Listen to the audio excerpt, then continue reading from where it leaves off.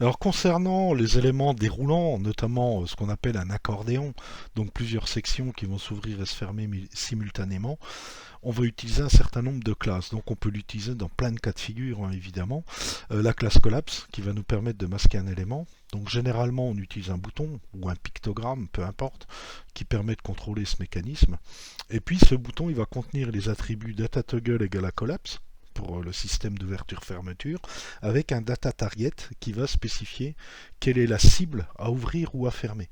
Alors la cible, suivant que vous mettiez une classe ou un ID, ça peut être différent. Donc on met généralement un ID quand il n'y a qu'un élément concerné, ou une classe quand on veut en ouvrir ou fermer plusieurs.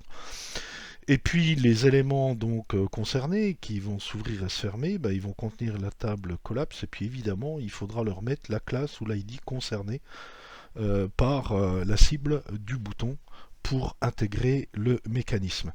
Alors je vais revenir évidemment sur notre exemple quel 03, ça va être l'exemple de formulaire et ici je vais mettre en place donc un premier système d'ouverture-fermeture, puis après on verra comment on met en place ce qu'on appelle un accordéon, c'est-à-dire une section qui s'ouvre, une autre section qui s'ouvre et qui referme automatiquement la première. On va donc intégrer ce système. Donc je vais me mettre par ici. Là, ok. Donc je vais me mettre juste après la partie nous contacter, patati patata. Et puis première chose à faire. Alors après vous pouvez designer comme vous voulez, hein, c'est de mettre mon système d'ouverture-fermeture. Donc comme je vous l'ai dit, je vais utiliser donc un bouton. Hop là, je vais y arriver. Donc qui va s'appeler par exemple panneau 1. Ok. Et puis ce bouton va contenir un certain nombre de classes. Donc comme c'est un bouton, je vais customiser par rapport aux classes Bootstrap. Donc je vais prendre un success par exemple. Voilà. Et puis pour l'instant, je vais mettre que ça. Et puis en deuxième lieu, je vais mettre une section ou une div ou ce que vous voulez qui va permettre l'ouverture et la fermeture. Alors je vais récupérer du lorem text. Je vais prendre une partie ici.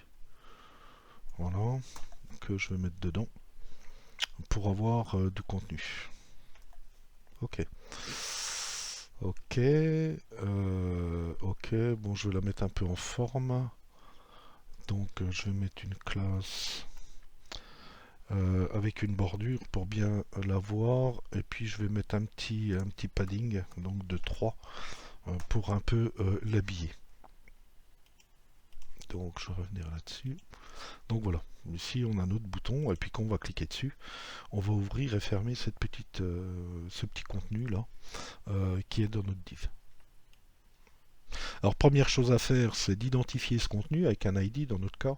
On pourrait faire une classe si on en avait plusieurs.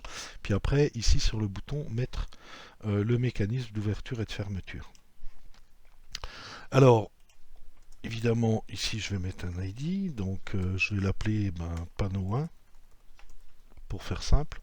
Et puis ici, je vais intégrer donc mon système d'ouverture et de fermeture. Donc première chose, il faut que je mette un data toggle égale collapse pour indiquer l'effet d'ouverture-fermeture. Et puis, il faut que je dise quelle est la cible de l'ouverture et fermeture, donc avec un data target égal. Et ici, je vais préciser évidemment panneau 1, puisque c'est cette div qui est concernée. Donc, comme c'est un ID, je vais mettre un dièse, panneau 1.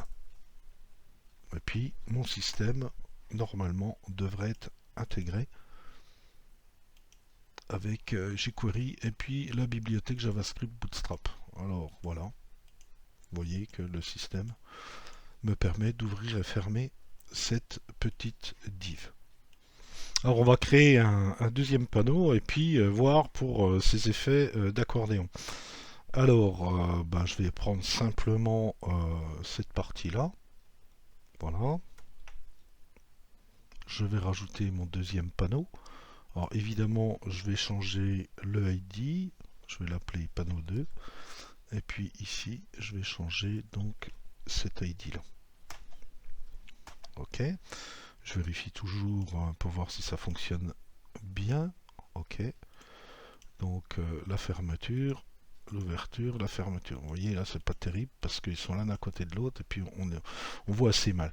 Alors généralement quand on fait ça on utilise Flex hein, pour pouvoir les mettre en colonne puis les avoir de façon horizontale. Moi c'est ce que je vous conseille. Après vous n'êtes pas obligé d'utiliser des boutons. Hein. On peut utiliser effectivement des pictos, on peut mettre en forme tout ça. Donc je vais les mettre les deux dans une div qui va être leur conteneur. Donc tac. Voilà. Ici, je vais fermer ma div. OK. Et puis, dans cette div, je vais utiliser les classes pour avoir les flexbox. Donc, des-flex. Et puis, comme ils sont en ligne, je vais les mettre en colonne. Colonne. Voilà. Et puis, normalement, en termes de mise en page, ça devrait être un petit peu plus propre. Voilà, vous voyez. Alors, effectivement, le panneau 1 et le panneau 2 se ferment successivement. Hein. Donc, moi, ce que je voudrais, c'est mettre en place mon effet d'accordéon. On peut garder hein, cet effet-là, les laisser ouverts. Hein. Mais un accordéon, c'est quand il y en a un qui est ouvert, l'autre se ferme automatiquement. Donc pour mettre en place ces ouvertures-fermetures type accordéon, donc c'est un mécanisme qu'on appelle d'exclusion mutuelle, hein. C'est-à-dire quand celui-là est ouvert, celui-là est fermé et vice-versa.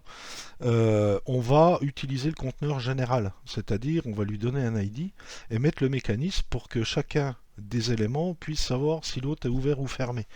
C'est pas très compliqué, mais bon, faut pas se mélanger les crayons. Donc ici, évidemment, tous les éléments sont contenus dans cette div-là, à laquelle je vais donner un ID. Donc je vais l'appeler par exemple accordéon. Et puis chacun des éléments, donc le texte, hein, pas le bouton, évidemment va contenir l'attribut data-parent pour lui dire qui est-ce qui va rassembler, quel est le parent, dans quoi ils sont contenus, qui va permettre ce mécanisme d'exclusion mutuelle. Donc comme ça un ID, et puis accordéon. Et puis je vais faire exactement la même chose sur l'autre. Voilà. Ok, je sauvegarde. Je vais réactualiser ma page. Ok. Alors je vais déjà les fermer les deux. Voilà. Ouais, ils sont ouverts par défaut. Bon, je vous expliquerai plus tard comment faire. Et puis quand j'en ouvre un, l'autre se ferme. Voilà. Donc là, on a vraiment ce qu'on appelle un accordéon.